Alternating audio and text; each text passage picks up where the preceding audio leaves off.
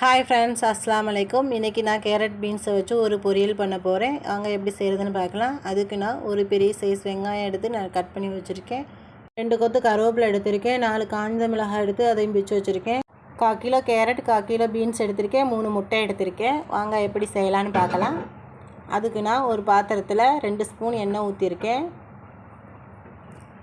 எண்ணெய் நல்லா காஞ்ச உடனே 1 ஸ்பூன் கடுகு சேர்த்துக்கிறேன். கடுகு நல்லா பொரிஞ்ச உடனே கருவேப்பிலையும் பிச்சு வச்ச காய்ந்த மிளகாயையும் சேர்த்துக்கிடலாம். சிவந்தோன்னா வெங்காயத்தையும் சேர்த்து நல்லா வதக்கிக்கிடலாம்.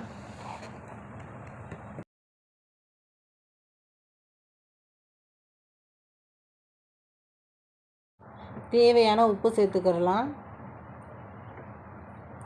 நல்லா வதக்கி விட்டு இப்போ கேரட்டையும் பீன்ஸையும் சேர்த்து நல்லா வதக்கலாம்.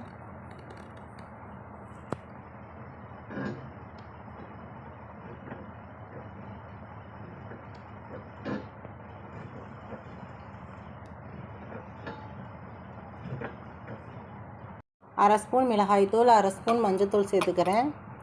சேர்த்து நல்லா கலந்து விட்டுறலாம்.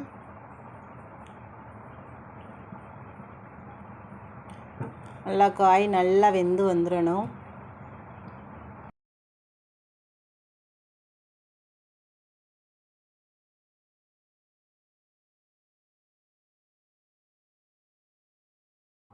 காய் நல்லா வெந்துருச்சு.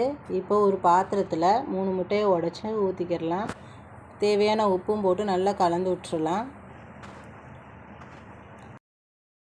இப்போ காயை ஒரு ஓரமாக வச்சுட்டு உடச்சி வச்ச முட்டையை சேர்த்துக்கிடலாம்.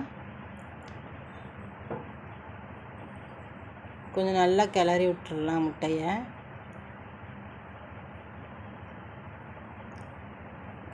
இப்போ எல்லாத்தையும் ஒன்றா மிக்ஸ் பண்ணிக்கிடலாம்.